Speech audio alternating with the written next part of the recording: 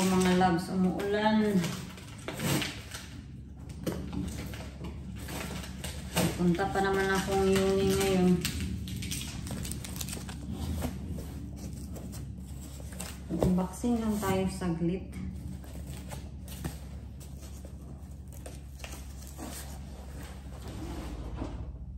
Kasi medyo mag-aga pa naman. What a horrible weather, I would say.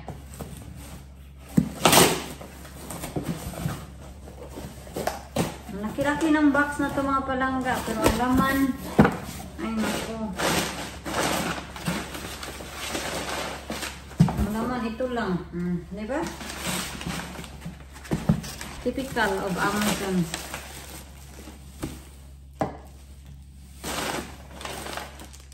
This is a good one. Maganda to. Maganda tong keyring na to ha. Look. Yan. That's nice.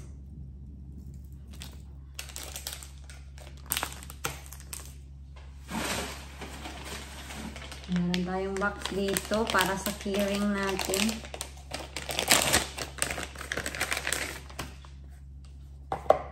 Para social, tingnan yung keyring natin. Lagay natin yung keyring.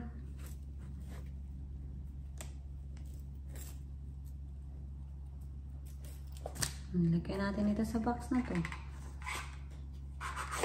Or actually, we can just put this in the box without putting this in the pouch. Para we can have this pouch.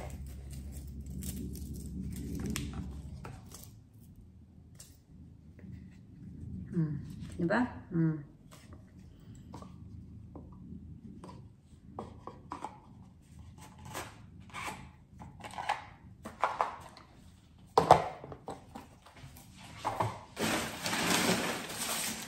Then, meron tayong Lilo. Yung Solbabida. Watermelon na Solbabida.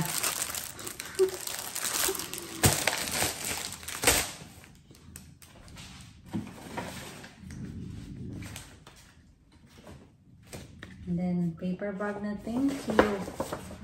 Thank you, paper bag.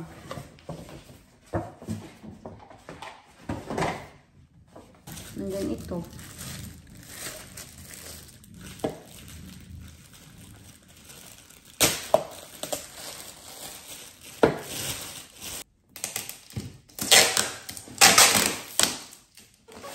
Gusto kong pumunta sa charity shop mga palangga para maghanap ng mga second hand clothes. Kahit hindi ko ka-size, basta magustuhan ko, yan yung prapraktisan ko na i-outer back gamit itong sewing machine. If I don't know how to work this out, I will ask Janina to come here to give me a tutorial. Pero marami namang video sa online, so we'll try that first. Pero kung hindi pa din talaga natin makuha kung paano to i-operate, then I'll ask Janina.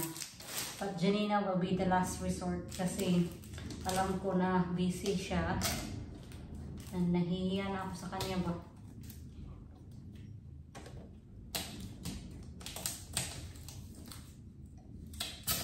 At alam nyo, yung dress na green, pina-alter ko sa kanya. Diba, meron akong pina-alter sa kanya, yung green na dress and together with the other jeans.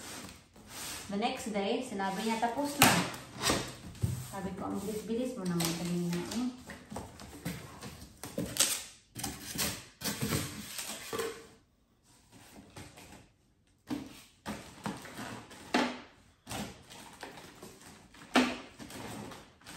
Ba to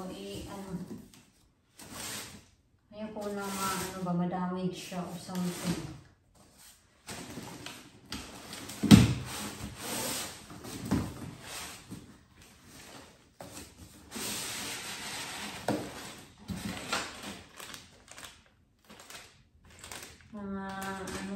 Mga accessories ata or something.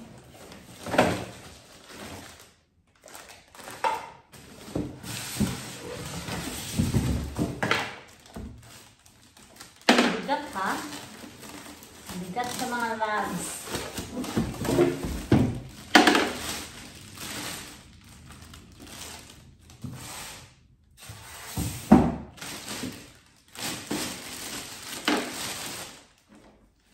Tada! Yan na yung ating sewing machine. Basic lang kasi of course, ano naman, hindi ko kailangan yung pang professional talaga. And tapos ito yung pedal, yung gaganon-ganonin mo sa paa mo. To operate the sewing machine. I see.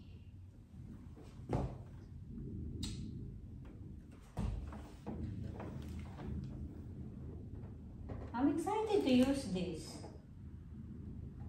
Kasi naman ba talaga, nung kabataan ko, mahilig na akong magtahi. Pero by hand lang ba? Kasi, pumupunta kami sa kapitbahay namin kasi meron silang makina.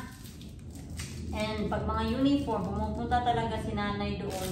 Lalo na yung mga uniform ko growing up is hand-me-down. Kasi of course, 5 kaming babae at ako yung pinakabunso. So, there are instances talaga na malalaki sa akin yung mga uniform. So, pumupunta si nanay sa kapitbahay namin at ipa-alter yung uniform or something. Mga ganong bagay ba?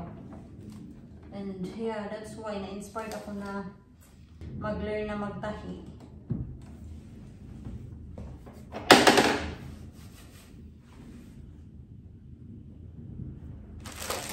Wala tayong kuryente ngayon and wala din tayong cotton as I said or na-mention pa ata no? Na wala, nasabi ko sa inyo na wala tayong sinulid. So hindi natin ito matatry. To be honest mga palangga ito, I don't know where to put this. I'm really looking forward pag meron na tayong meron na tayong extension para meron akong vanity area, meron akong walk-in closet, tapos I want to have a place for this where I can alter my clothes. I'm gonna take a picture of this para makita to ni Janina na wala na talaga akong excuse para kulitin si Janina na magpa-alter ng mga damit ko. Baka sabihin niya, where is your sewing machine? You need to use your sewing machine. Bumalik na yung kuryente. So, nagluluto na ako mga love. So, meron tayo dito. Ayan, ihaw. So, lang siya, pork loin. Tapos, minarinate ko siya.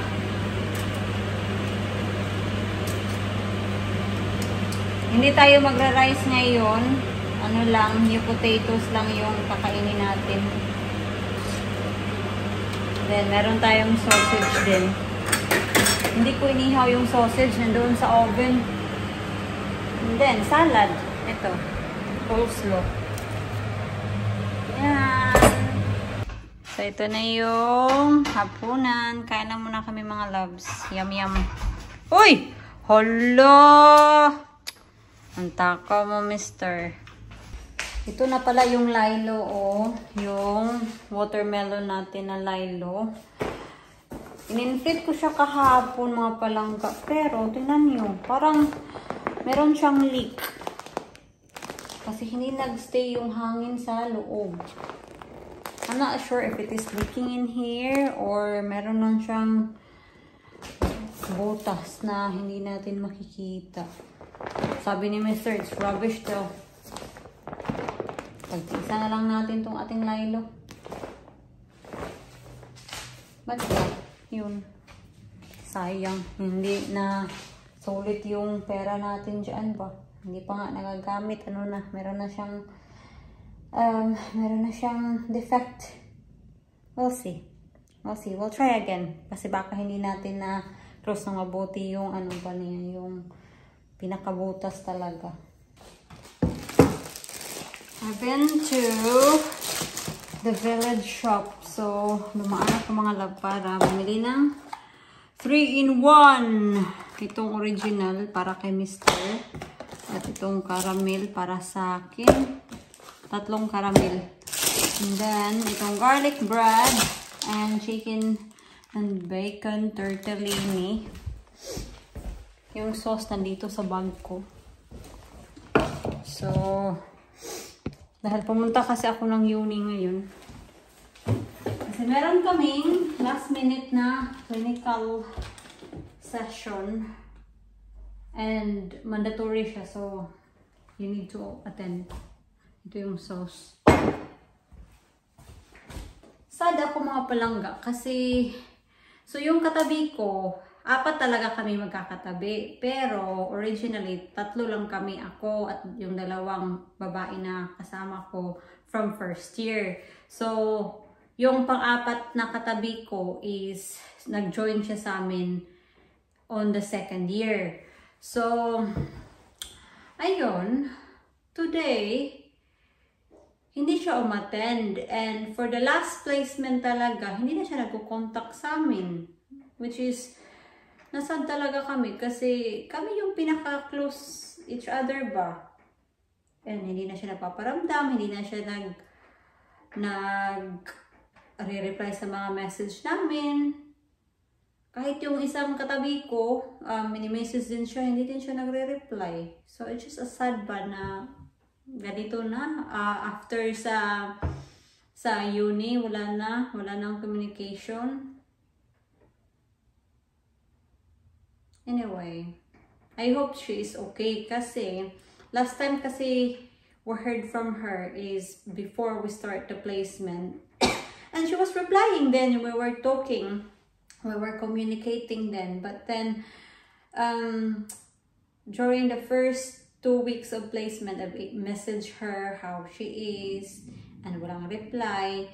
So, akala ko nagkasakit siya kasi she tend to have illness pag nag-i-start siya ng placement. So, nag-alala ako sa kanya. Tinanong ko yung isang kaklase ko, nag-text ba siya or nagparamdam ba siya sa kanya? Wala din. Yung isa din, wala din. So, mini-message namin siya, wala talaga. So, I hope she's okay. Pero, last week, yung isang katabi ko, nakita daw niya siya sa placement niya. So, I don't know. Bakit ganun mga tao, mga palangga? Bakit biglang nagbago lang ba?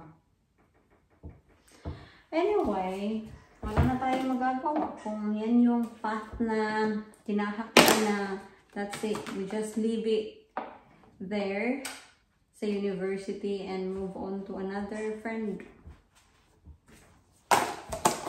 Pero hindi talaga kami makapaniwala pa na ginawa niya yun. Kasi kami talaga sobrang close sa kanya. Masakit yung ulo ko mga palangga dahil sa hairstyle ko. Kaya,